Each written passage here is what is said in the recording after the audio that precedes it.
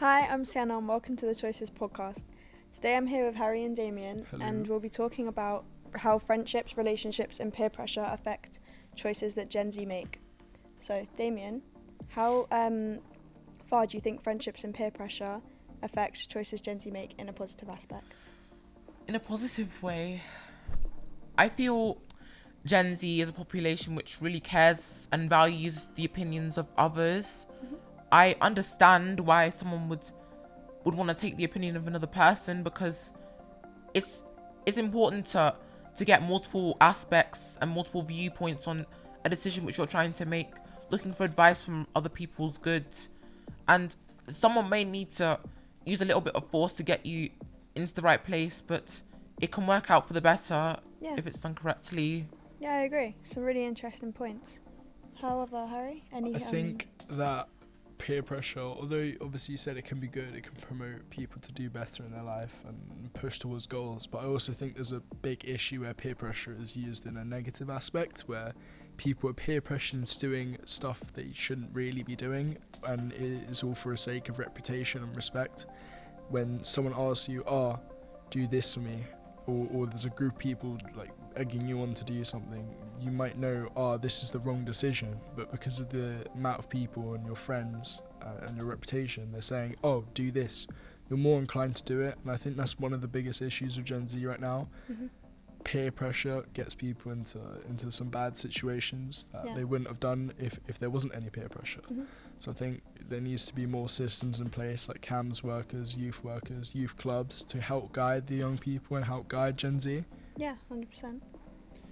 Moving on to relationships and toxic relationships, and whether you think it's easy to leave or seek help. Any thoughts, Damien? Okay, I'm not going to put this lightly, yeah. It is not an easy situation in the slightest. No, 100%. Leaving a toxic relationship, leaving any relationship, it's difficult, guys. It's difficult. It's a multiple step process. You'll have to become comfortable with the idea of leaving that person, then have the courage to actually do it, and then figure out what you're going to do with yourself after you actually leave them. It's not going to be very simple at all. And it's important that if you see anyone that's in a toxic relationship, in a bad relationship, then you need to be careful about the way that you're approaching this. Like, a good approach and good intentions can really make the process easier, a lot better.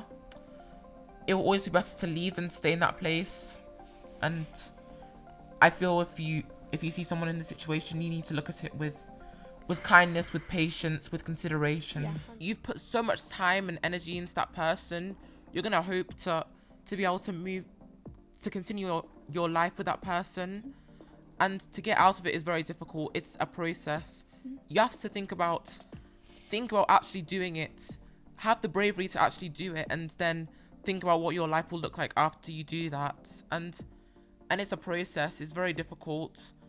And if you're like someone that's watching someone go through this, then it could be important to say, for example, to go about it in a good way, to go about this with care, with patience, with kindness, to help someone that's going through this. Yeah, 100%. Harry, do you have anything to add? I feel like when people look at a toxic relationship, they can identify a toxic relationship and they say, just leave. A lot of the times it's easier said than done. A lot of people might not even realise they're in a toxic relationship until someone actually points it out to them.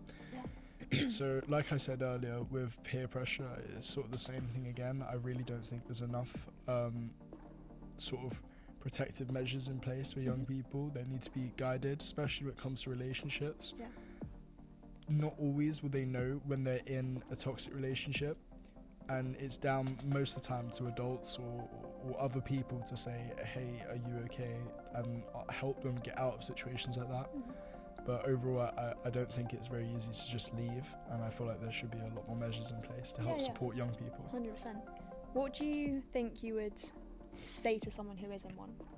I say, as hard as it sounds to leave, like, after you leave, everything will be so much better, because the situation you're stuck in now, it isn't the best, and it might feel like you're trapped or you can't leave, But if you seek the correct support from the right people, stuff can get so much better. Do you have any?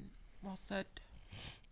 Would you say anything different or along the same sort of lines as Harry? Yeah, I agree with what he said. I think it's It's more the approach that can show what your intentions are with telling them. I feel well-intended people always come across nicer because that's the intention in their heart. You need to be sensitive when you address that Yeah, kind of because stuff. this is a sensitive topic. It's not the easiest to talk about. No. You can't just go in there and be harsh and be like, you just need to leave, because it's a lot easier said than It done. just won't help them. Yeah, they'll, it won't. they'll brush it off. So the next topic we are going to talk about is, what do you think a bad choice is, Harry? Well, I think a bad choice is one that, like, it gives you a negative consequence. People know between right and wrong. You look at babies; they know the difference between right and wrong. And I think for a person of our age, Gen Z, to be committing bad choices, it's not a matter of, they didn't know. Everyone knows it's a bad choice. I feel like, yes, they might know it's a bad choice, but some people don't always have that other choice. About better of the two evils. When people don't have a choice between good or bad, sometimes can they really be blamed for choosing the bad? 100%. You sort of sometimes you just find yourself in a situation, but it's your choice to make Of course. the best out of yeah, the bad. you need to make the best out of every single situation. 100%. Damien, what do you think a good decision is? I feel a good decision, making decisions in general, there could be good and bad, but I feel that the goods will ultimately outweigh the bads that could come out of the situation. For either yourself or anyone else, whoever you're making this decision based on.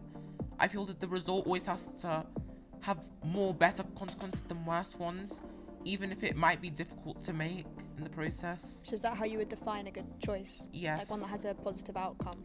The one which has a more positive outcome than a negative outcome. Okay. I completely agree with the two of you. You make very valid points, and I think as a whole, the situation needs to be looked upon more by the government and Gen Z as a whole. So thank you guys for coming on and Of course. spending your time. Thanks for talking having about pleasure. this. Thank you, and thank you guys for watching. Bye. Bye. See Bye-bye. you guys. Okay, guys, it's done. Cut. Have a nice day. I think we're done, mate.